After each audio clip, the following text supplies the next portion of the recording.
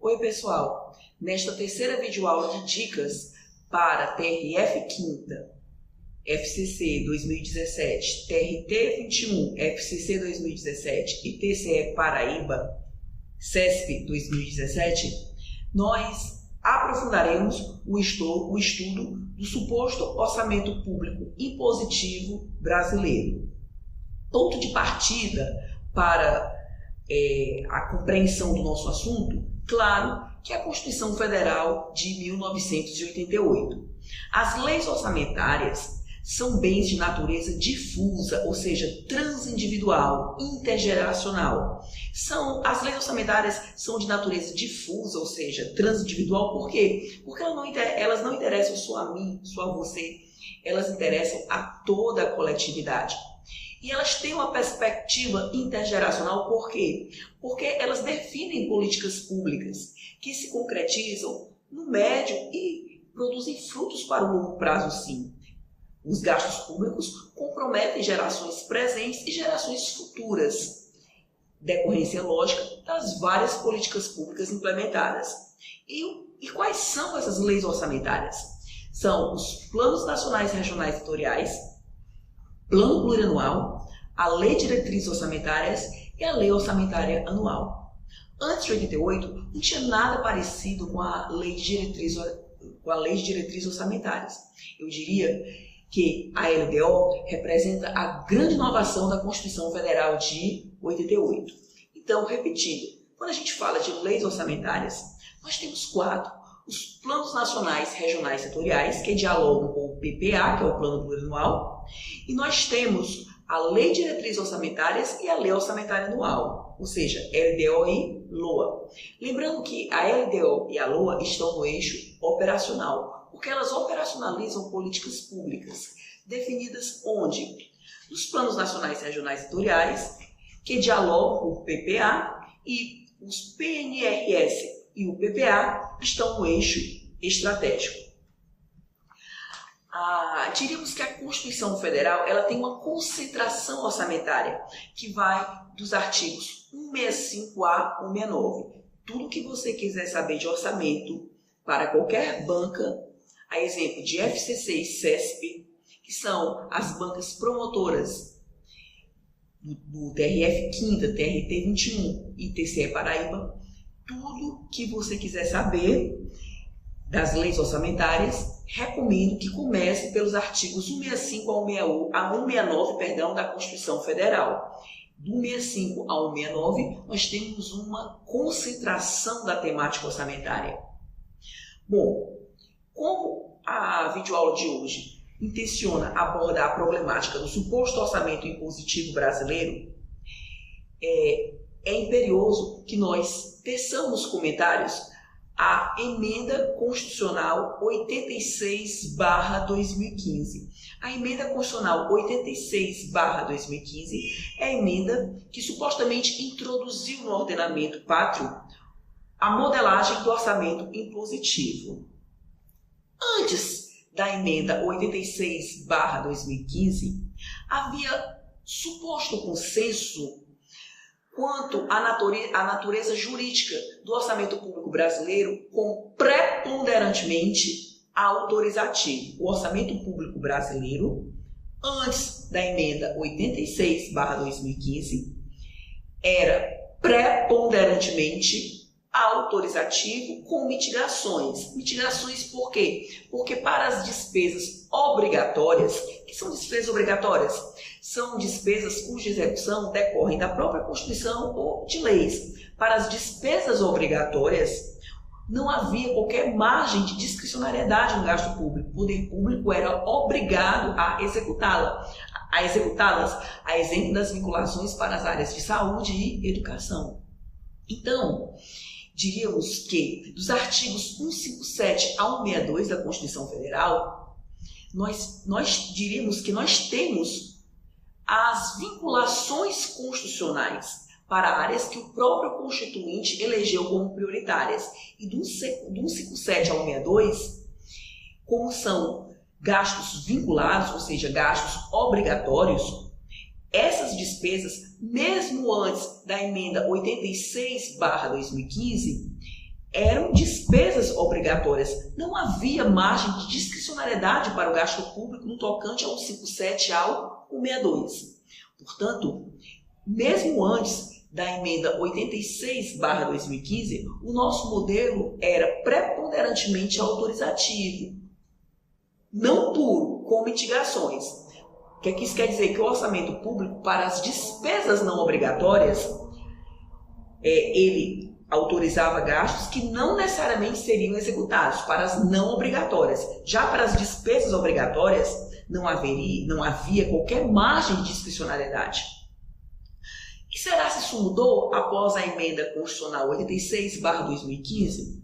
Ao longo dessas nossas aulas, veremos que não. O nosso orçamento ainda é preponderantemente autorizativo.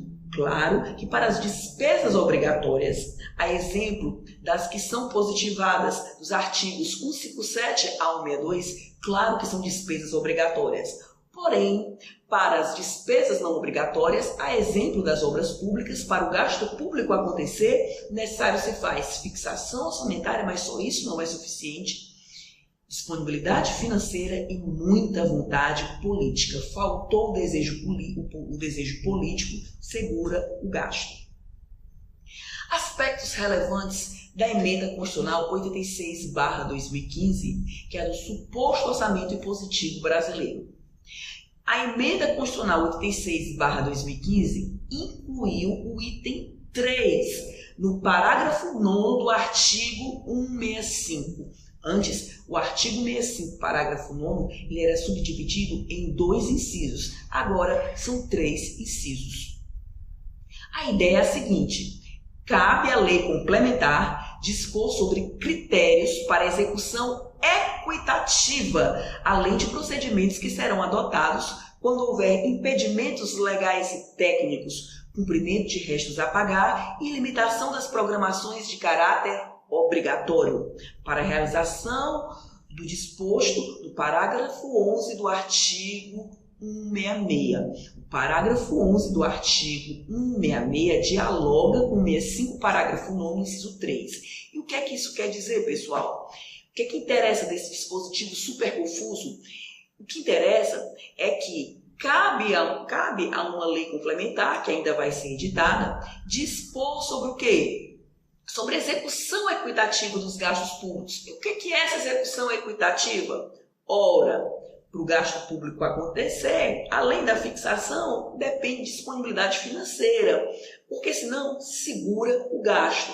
Como vocês já estão percebendo, de orçamento impositivo, isso não tem absolutamente nada.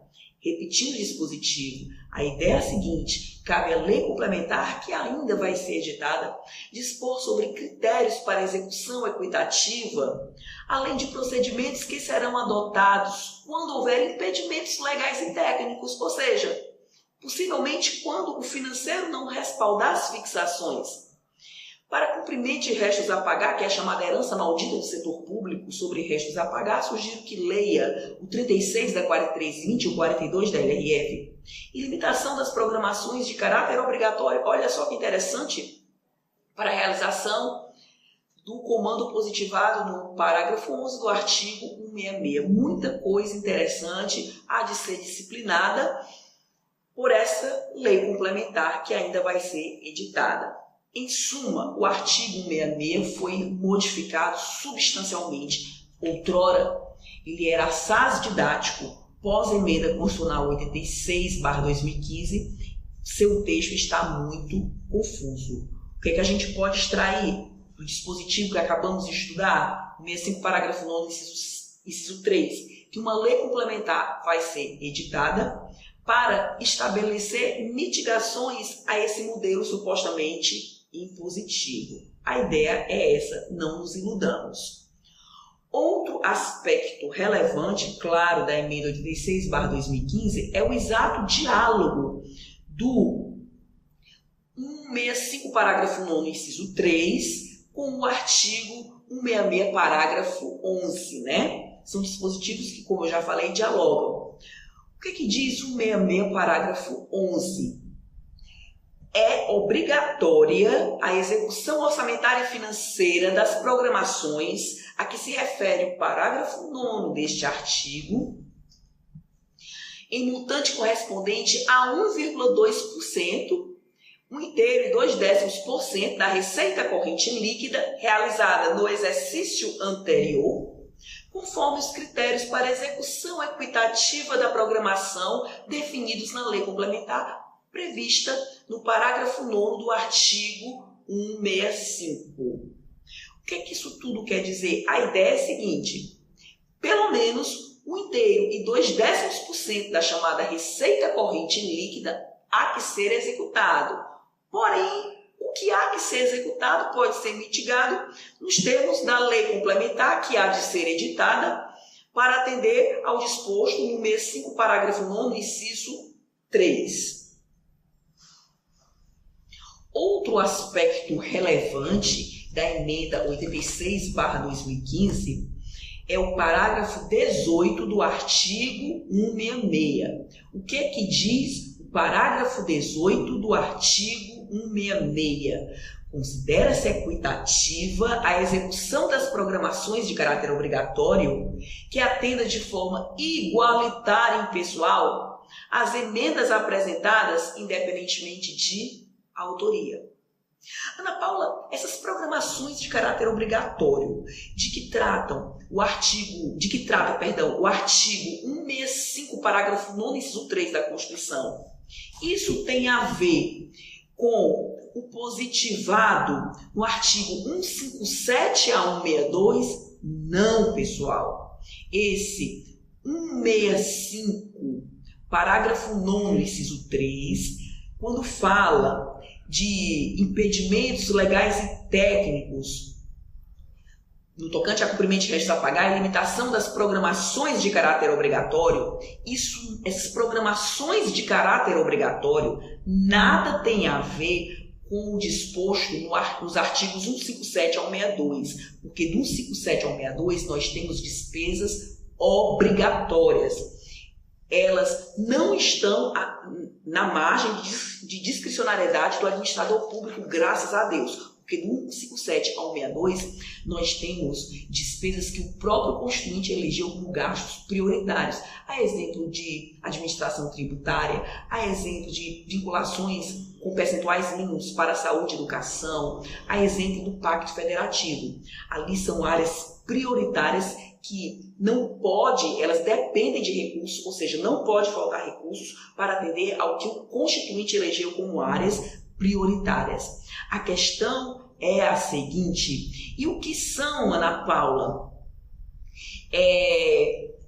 essas programações de caráter obrigatório de que trata o 165, parágrafo 9º, inciso 3 da Constituição, que isso vai dialogar com o 166, parágrafo 11 e com o 166, parágrafo 18. O que é isso? Pessoal, essa suposta emenda do orçamento impositivo nada mais representa, se a gente lê o texto com atenção, que uma tentativa de prestigiar as chamadas emendas parlamentares individuais. Explicando de outra forma, isso é para legitimar o jogo de interesses, o rent-seeking entre executivo e legislativo. No tocante às emendas parlamentares de caráter individual, a ideia da emenda 86/2015 é tentar prestigiá-las o máximo possível. Para bom entendedor, minha palavra basta. Isso tem muita coisa nas entrelinhas. Voltando ao texto literal, as entrelinhas vocês devem pensar, né? Como exercício consciente de cidadania. O que diz o 166, parágrafo 18 da Constituição, texto atual? Considera-se equitativa a execução das programações de caráter obrigatório que atenda de forma igualitária e impessoal às emendas apresentadas independentemente de autoria. Isso é uma tentativa de prestigiar a impessoalidade, que nem precisava ter isso, independentemente de autoria, já que a Constituição, em seu artigo 37 caput, positiva o princípio da impessoalidade. Lembrando que o 66, parágrafo 18, como eu já falei, dialoga com o 65, parágrafo 9, inciso 3, remete à lei complementar de amplitude nacional, dispor sobre critérios para execução equitativa. Ana Paula, defina o que é execução equitativa. Responsavelmente não posso fazê-lo, porque isso é remetido a uma lei complementar. Mas, como para bom entendedor minha palavra basta, considero que se trata de quê? De uma execução que vai ocorrendo à medida do possível. E quando a gente está falando de orçamento, claro que entra em campo o princípio da reserva do possível. Outro aspecto relevante da emenda 86/2015 é o 66, parágrafo 9. Olha que interessante, o 66, parágrafo 9, texto atual. As emendas individuais ao projeto de lei orçamentária serão aprovadas no limite de 1,2%, 1,2% da receita corrente líquida prevista no projeto encaminhado pelo Poder Executivo, sendo que metade deste percentual será destinada a ações e serviços públicos de saúde. Isso aqui, pessoal, é um jogo demagógico, que diz que metade desse 1,2% do que for apresentado a título de emenda individual, metade, teoricamente, vai para a saúde. Se fosse desse jeito, mais para frente a gente vai ver que essa metade, que é o 0,6%, não necessariamente será executada. Porque a norma não fala de uma execução equitativa. Deus sabe o que é isso, né? Então, olha só. Mas para concurso, a gente tem que ficar na literalidade da norma. Então, repetindo. O 66, parágrafo 9, as emendas individuais ao projeto de lei orçamentária serão aprovadas no limite de 1,2% da receita corrente líquida prevista no projeto encaminhado pelo Executivo, porque as leis orçamentárias são de iniciativa do Executivo, artigo 65, incisos 1, 2 e 3 da Constituição, sendo que metade deste percentual, 0,6%, será destinada, supostamente, não esqueça, a ações e serviços públicos de saúde. A gente vai ver que mais para frente isso vai ter uma mitigação. Ana Paula, como é que eu calculo de forma fácil a receita corrente líquida? Isso vai ter um conceito lá no segundo da LRF. Mas para responder a você, a receita corrente líquida, de modo bem simples, significa o somatório de todas as receitas correntes deduzidas as transferências obrigatórias. Como é que eu calculo a receita corrente líquida? Você soma todas as receitas correntes e diminui as transferências obrigatórias. E o que são transferências obrigatórias? São transferências que decorrem de lei ou da sistemática constitucional, que é a lei das leis. Exemplos clássicos de transferências obrigatórias nós temos do 157 ao 162 da Constituição Federal. Essa é a receita corrente líquida, somam-se todas as receitas correntes e a gente diminui do cálculo as transferências obrigatórias, que são aquelas que decorrem de lei em sentido amplo da palavra. Transferências obrigatórias representam o contrário de transferências voluntárias. Transferências obrigatórias não são transferências voluntárias. Claro, as transferências voluntárias são positivadas no 25 da LRF e nada tem a ver com o cálculo da receita corrente líquida. O 25 da LRF nada tem a ver, nada repercute no cálculo da receita corrente líquida. Porque para eu calcular a receita corrente líquida, eu somo todas as receitas correntes e deduzo só as transferências obrigatórias.